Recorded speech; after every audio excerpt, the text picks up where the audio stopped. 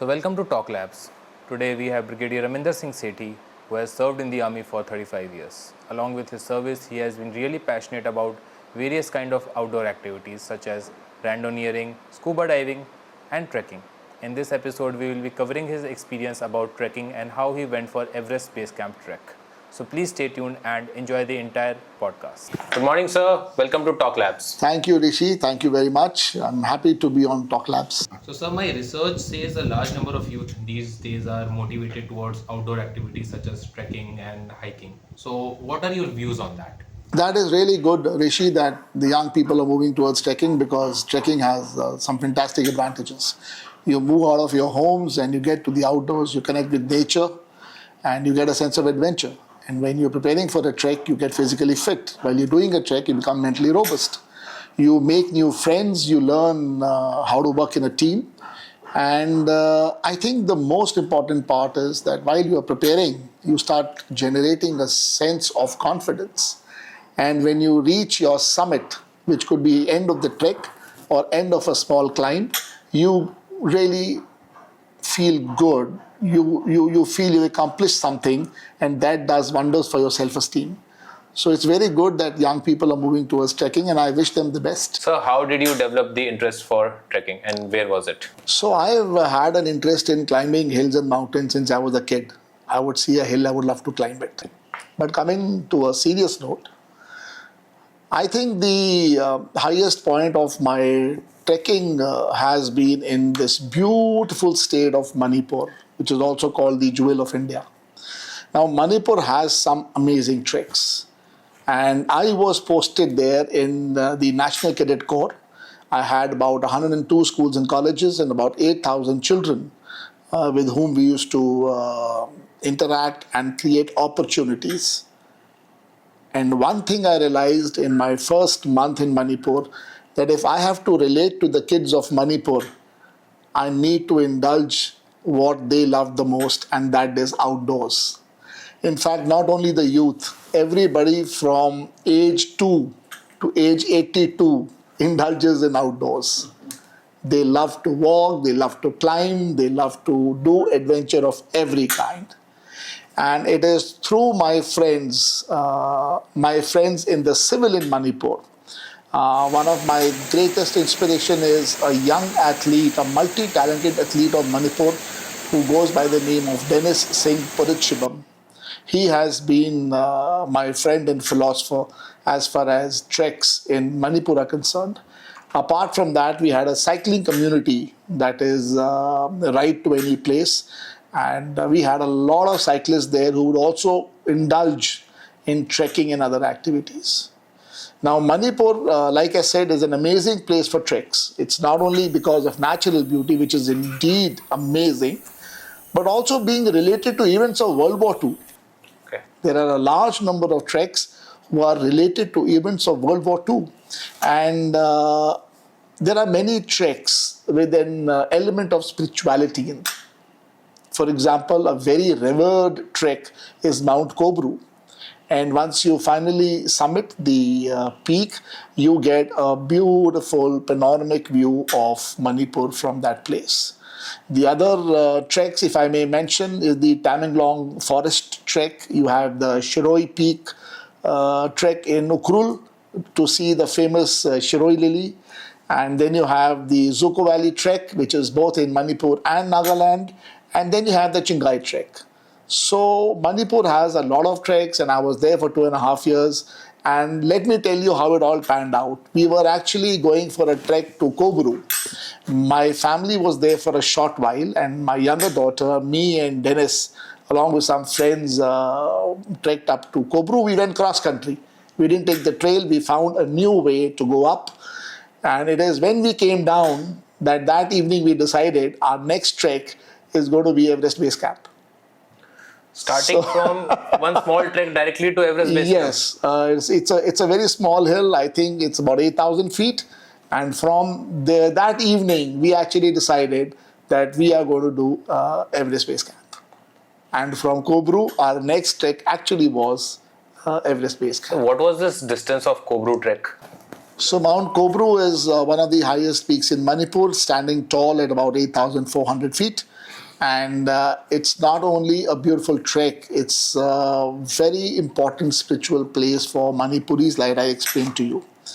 Now, the trek is strenuous. It's a day's trek and takes about 8 to 9 hours to complete if you take the normal trail. But like I said, we went cross country, so we found some new ways to go up and come down, and that increased the time by a couple of hours. I'll share with you some snapshots and videos of that place to give you an idea of how beautiful and diverse with respect to nature that trek is. Hello everyone, we are now at Kobru top. This is the highest peak in Manipur. And just finished hiking it. That's our day. This plan around this place. It's very windy and very cold.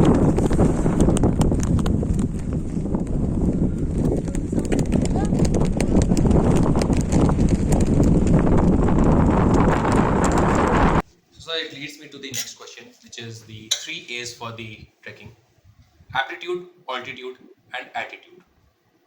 Beautifully, the threes: A, aptitude, attitude, and altitude. I've never thought of it like that ever.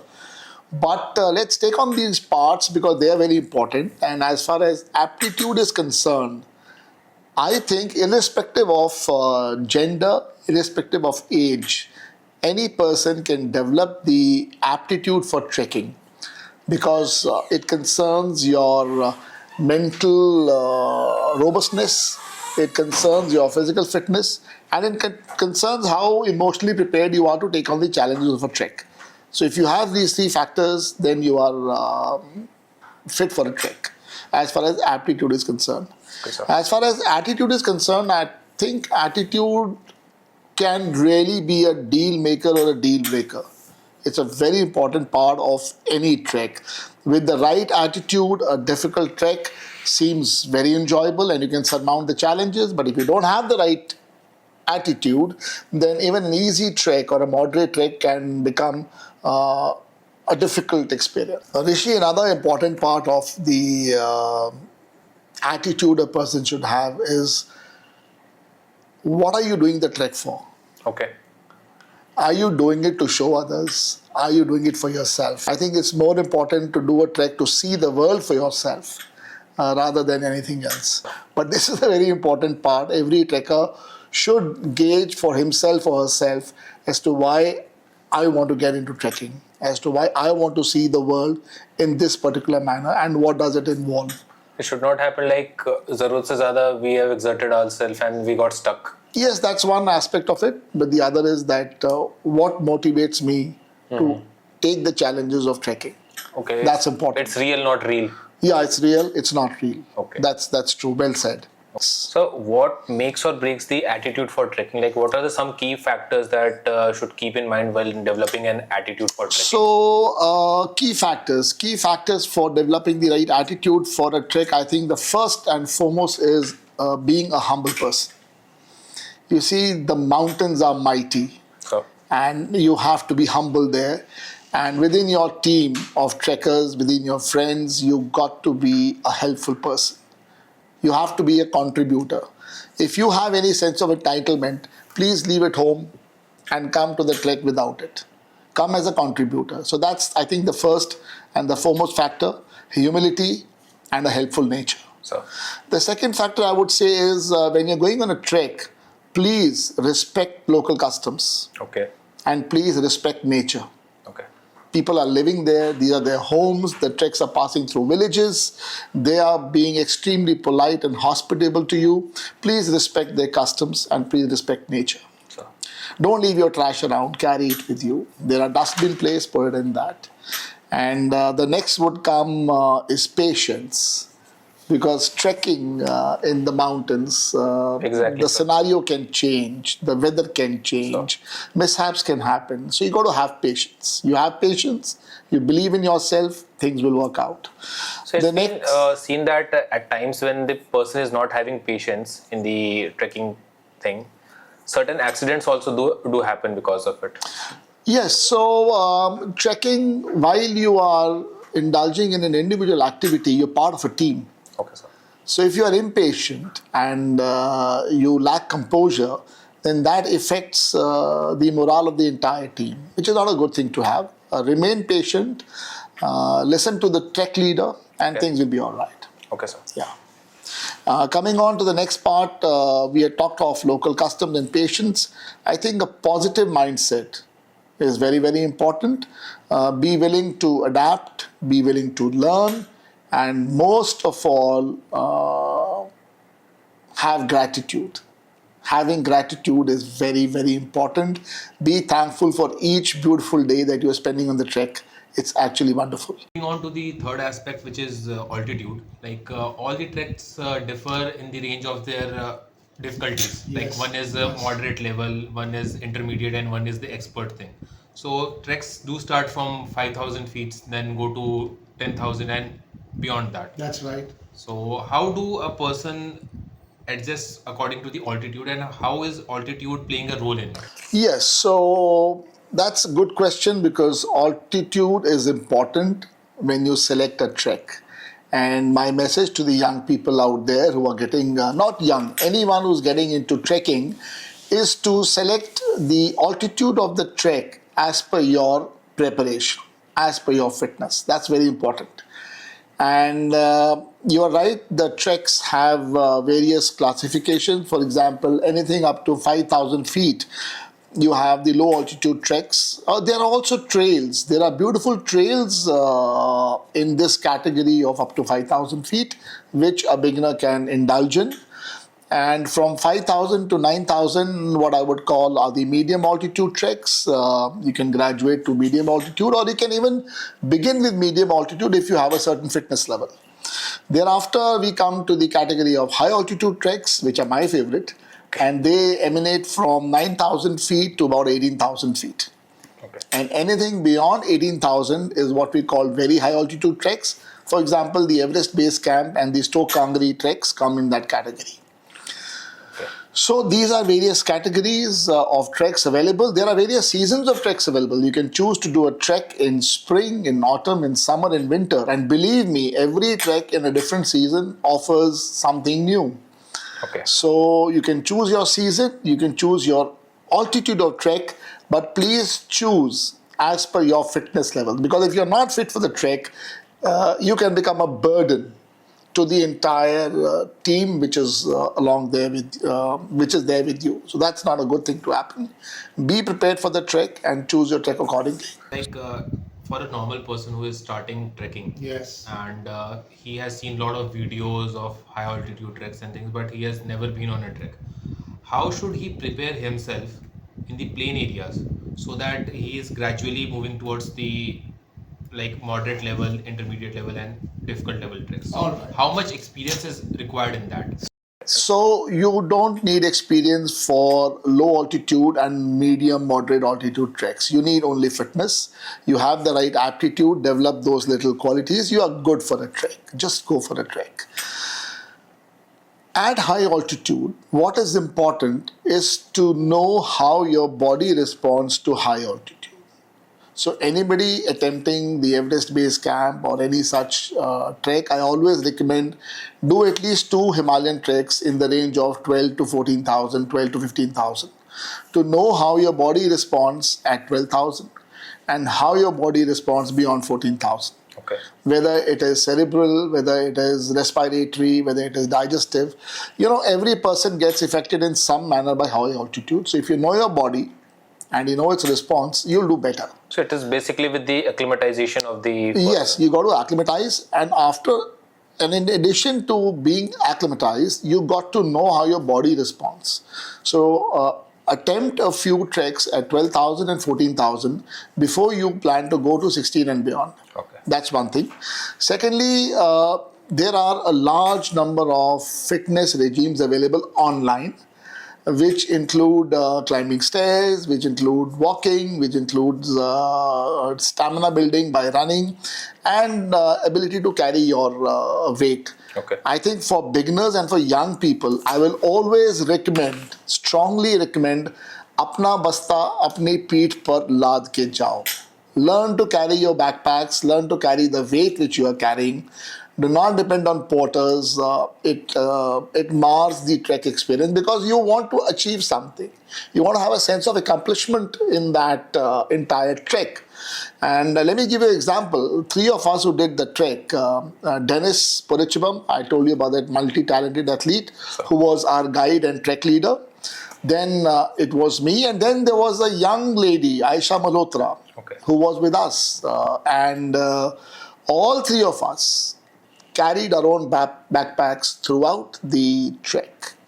We had no porters, we had taken no one else, we just carried our own weights. And this is very important to get a sense of accomplishment. Right, sir. As far as fitness for the other treks are concerned, I've told you, people can go online, see a fitness regime. Any period between 1 to 3 months is good enough to prepare yourself for treks. So it's like basic, you should be able to walk 5-10 kilometers. You should be able to walk 10 kilometers, you should be able to carry weight, you should be able to climb up, let's say, 7 to 8 stories, 10 stories, 12 stories. Okay. And what I used to do is put 5 water bottles, 1 liter each, filled with water into my rucksack. Okay. Walk up 6 stories, empty the water and come down. That's important because you don't want to carry weight and stress your knees while doing these exercises. So come down, fill up the water again climb up 6 stories, empty the water, come down, fill up the water, go up, come down. I used to do this about 6-7 times in a day. And also then pack your backpack. If you are preparing to carry about 13 kgs in your high altitude treks, you see at high altitude beyond 14,000, even 1 gram of additional weight seems like a kg. So you have to be fit enough to carry that much weight. So if you were planning to carry anything between 12 to 13 kgs of weight with us for the EBC, then we used to practice about 7 to 8 kgs on normal days. Okay. So you basically build your stamina, you build your endurance, you build your muscles, and you build your capacity to carry weight. And that is it. So, sir, trekking is a long activity, as we all know, and in this, we have seen that various equipments are required. Like one set of equipments which will help you to climb the mountains, one set of equipments will be there for your safety, and one set of equipments which will be there for your like survival in the mountains. So, could you just tell us about what kind of equipments are required at what levels of trekking, and what all support systems are required at that point of time? Yes, Rishi, equipment plays a major role in trekking.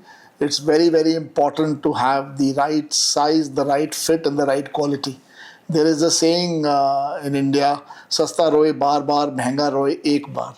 But as far as trekking is concerned, Sasta roe bar bar, mehenga kabhi nahi rota. And when I say Sasta and mehenga, I don't mean brands, I mean quality. So you should go out, research, explore, and find the right quality which you can afford. Please buy the best and you'll enjoy your treks. Now, in order of importance, I would say the most important thing is your trekking boot. So that's right. Yeah, the trek boot is a very, very important part. So make sure you have the best. Make sure the size fits. There's a difference of 1 thumb width between your toe and the toe of the shoe or the boot. Then comes your rucksack. You need to have a cap or a balaclava. You need to have good quality trek shirt, trek pant, trek socks, and even undergarments, which should be dry fit. I mean, they should have excellent wicking quality so that your sweat is wicked out and it evaporates and you are dry. That's very important. The merino quality of dry fit shirts are very good. They are odorless. They can last you 7 to 8 days without smelling, so that's a great option. Apart from that, you need to keep you warm, you need fleece, you need maybe a base layer, you need down jacket against rain, maybe a poncho or a jacket. And for accessories, I would say Water filtration system, very important in case there's an emergency and there's a change of plans and you run out of water. Then you can pick up water from any source, filter it, and have it. And as it is in mountains, the water is much cleaner. Snow which is there on the mountains, that's not fit for drinking, right? So it's fit for drinking in emergency. Okay, that's but you should go it through the filtration If you can, and if you have the time, take a water source and put it through the filtration system. In a matter of seconds, you have potable water. Not a problem at all. Okay. And as far as accessories are concerned, I think the most important part is a headlight. You got to have that. You got to have power banks and charger, and you got to have a fire starter and know how to use it. And that's a very important part. Boost once that's a small part which can light a fire if needed, and then you would need an emergency whistle. Should also be part of your thing. And again, emergency ropes of various strengths that can be part of your kit for high altitude trekking especially. Okay, first aid, of course, medicines, these are. So the list is long. And it's available on the internet. So for various kind of treks in various kind of seasons, there are different lists. So we will not spend time on that. The people going out for treks, they can see those lists and also learn what's a very important part is how to pack a backpack. Yes, I was coming to that. All right. That 50 liter of backpack, which is there, was a 60 liter. Like people on the name of emergency, they start putting and stuffing everything. Like I'll need this also. I'll need that also. Yes. Somebody will put an achar ka dabba in that. Yes. Someday you may require. But as you said in the earlier section of the podcast, like even a 100-gram weighs as 1 kg or 2 kgs at the higher altitude. Absolutely. So what are some things like a person should pack, and where should it pack? Where should he pack it on the rucksack? Like the essential item should be on the top, and they put it in the bottom. So when a trekker graduates to a high altitude or very high altitude treks, by then they would have learned enough. So don't worry. Not many of them will make the mistake of packing unnecessary things like pickles and matti in their backpacks. New trekkers might make this mistake. So a very good thing which works is you spread out everything on the floor or on your bed. Okay. You first let your mind go wild. Okay, I need 4 t-shirts, I need 3 pants, I need 6 socks, I need a char, I need matti, I need this.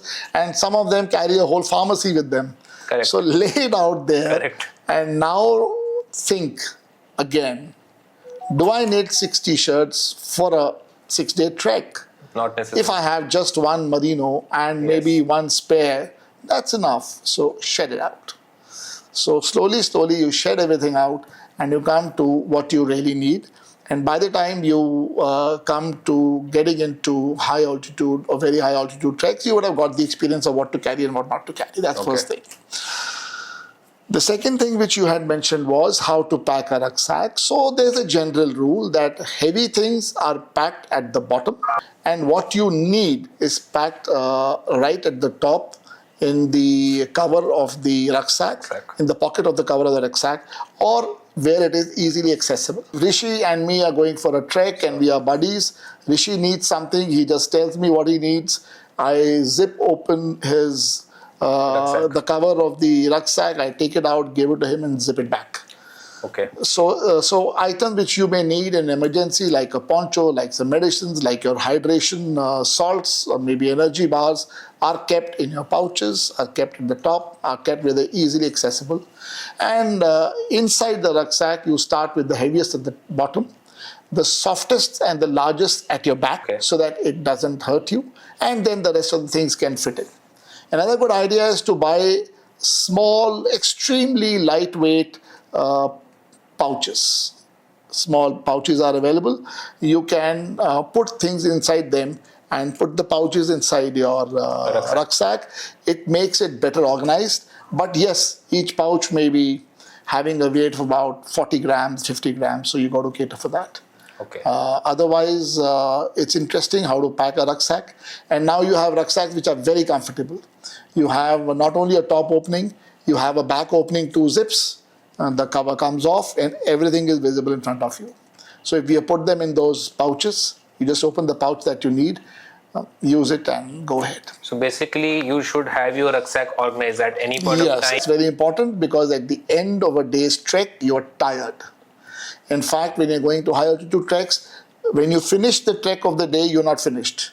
Correct. Now you have to acclimatize yourself. So we look for a point which is 200, 300 feet in altitude from where we're going to spend the night. So we trek up to that point. We shed our rucksacks, take a quick drink, water or something else, and we trek up, spend 15-20 minutes at that altitude, come down, and by then you're really tired. All you want to do is have your dinner, a little chit chat, plan for the next day, and call it a night. Okay. So if your rucksack is well organized, it really, really helps. Because otherwise you'll have to unload the entire. Otherwise, you have to open the whole thing, and you are tired, and you say, I'll do it next morning, and next morning you are in a rush. Well, sir, that was some fine print regarding the trekking part. Just wanted to know, like somebody as a newbie who is getting into this field, and what economics should he plan? Like, what should be a ballpark figure that he should plan about and go about the trekking part? I'll break it down into two parts. Sure. One is the cost of equipment, and one is the cost of treks. So if you are going in for basic equipment, you are a beginner, you want to go up to moderate level treks, then the cost of equipment, which includes the backpack, the boots, the trekking clothes, the poles, the accessories, can vary between 20 to 30,000. Okay. That's good quality equipment. And if you are going in for advanced equipment, then you can add another 20,000 to it, which includes a high quality down jacket and other stuff. That is the cost of equipment. As far as the cost of treks are concerned, I think it's very reasonably priced in India. 1 to 2 days trek can cost you just about 4 to 6,000 rupees. A little longer trek can cost you 15 to 20, 25,000 rupees. So between 4 to 5,000 and 25 to 30,000, you have a large range of treks available. Okay. Then when you start doing longer treks, harder treks, they could range anything between 50 to 60,000 to 1 lakh and above. For example, Everest Base Camp will cost you 1 lakh and above. Okay. Just the trek cost, and then there will be costs of flying in, flying out from India to Kathmandu and back. Okay. So those are additional costs. But the trek cost can then vary from 50 to 60,000 to about 1 lakh plus. If you're going abroad, then the costs are higher. If you're clubbing a trek with a summit, then the costs are higher. So it all depends, and everything is transparent. Whenever you book a trek, you will find the entire pricing listed out in detail. Okay. As to what is included, what is excluded, what are the sudden expenses which can be incurred, etc., etc. So it's a transparent process, and anybody can choose as per the size of their pocket, but more importantly, as per the size of their fitness. Yeah. The trek that they want to indulge in. As far as the support system is concerned, I would say that when you are preparing for a trek, it is you and your spirit. That is it. You can have a few friends with you who are preparing with you for the trek as far as the physical fitness part goes. And when you are on the trek, it is the support system is you and your spirit and your trekking mates and their spirits. That's all. So everybody motivates each other. Everybody motivates each other, everybody helps each other, and everybody listens to the trek leader. Okay.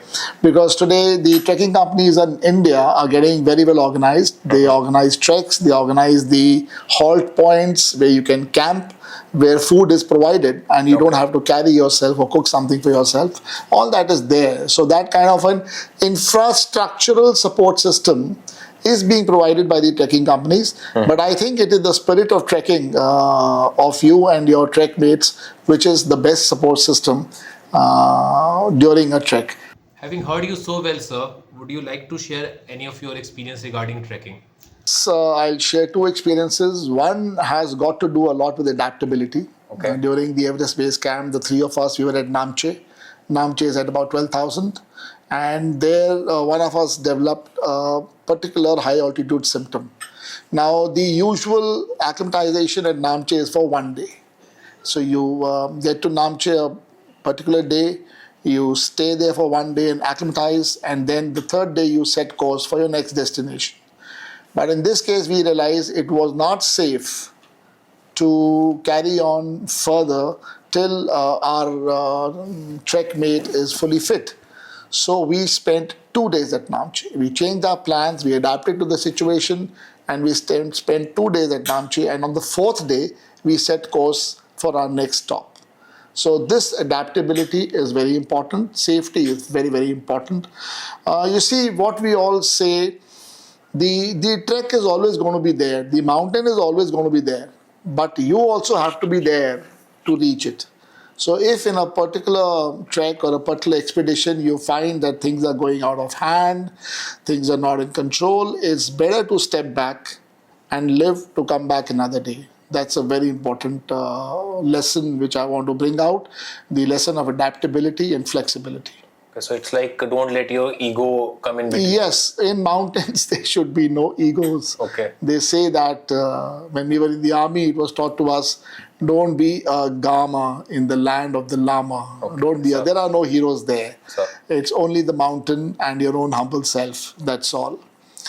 And as far as the funny experience is concerned, let me bring in a very, very interesting episode. We were at the end of our Everest Base Camp trek, the trek towards the Everest Base Camp, and we had reached a point called Gorakshep, where the plan was to have lunch, go to Everest Base Camp, finish the trek and get back to Gorakshep. Now, when we reached Gorakshep, we were sitting around indoor Bukhari, and it was very cold and we were very tired. We were haggard looking, we were probably smelly also, but we were there. And suddenly we found this pretty young girl smelling of probably Chanel number 5, and her hair was like silk, and we thought we are dreaming. We pinched ourselves, but this was for real. So Rishi, we thought we were some big tigers, we carried our own weight, we have not taken porters, taken guides, we've done this. And here was this young lady, so fresh and looking so good. We thought we are useless. It is only when we overheard a conversation, she was on a call, telling her son that, Bete, I have finished, I have taken the photographs, we are taking a helicopter. Tomorrow morning, we will be in Kathmandu. From there, we will take a flight and I'll reach Delhi and I'll be with you in 2 days' time. Then I realized, oh my God, the story is so different. So we realized there's another way to do EBC. You come on a helicopter, you reach Gorakshep and you walk up to EBC, you do your photography and you get back by helicopter. You will never get the experience of the journey. And believe me, all those who are watching this podcast, trekking is all about the journey. It's not about the destination. It's all about the journey, which you will enjoy every step. So just enjoy the journey. So that must have been interesting, and just wanted to know any concluding remarks for the podcast. I would say for everyone, wherever you are, whatever you are doing, take out time, come out and trek and climb. So concluding remarks, come out and trek and climb. They can have a wonderful experience and time doing these two activities. So thank you very much for taking out time and sharing your experience about the Everest Base Camp and the trekking part. And thank you very much. Thank you, Rishi. Wonderful to be on Talk Labs, and I wish everyone the best.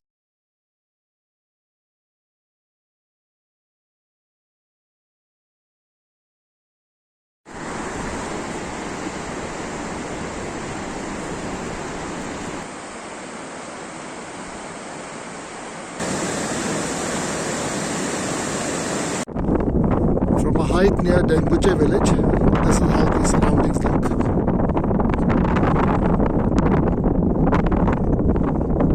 So we're calling this mountain the Cotton Candy Mountain because the snow on this is absolutely like cotton candy.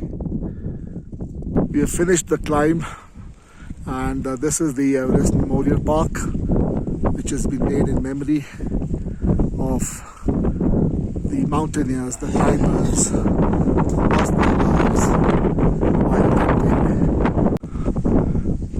We are now at 4,700 towards Lobuche, and everything is in slow motion. This is how the place looks.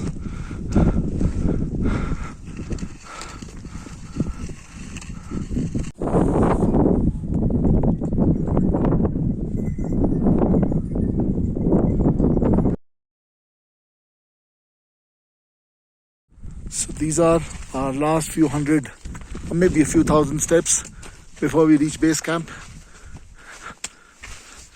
Right next to the Khumbu Glacier.